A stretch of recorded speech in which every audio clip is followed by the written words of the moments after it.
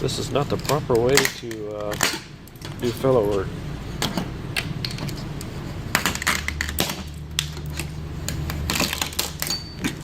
Oh, there.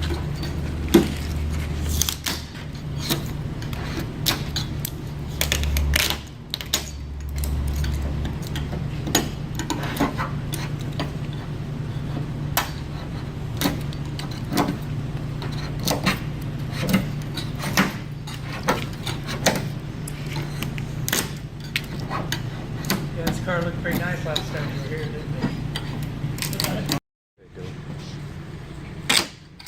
Any commentary, Dylan? What the fuck is this?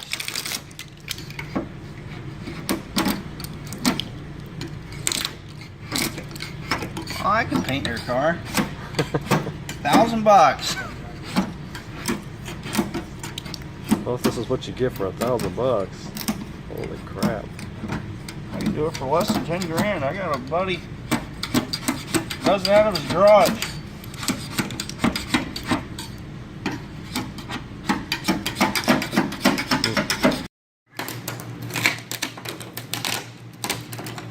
That's terrible.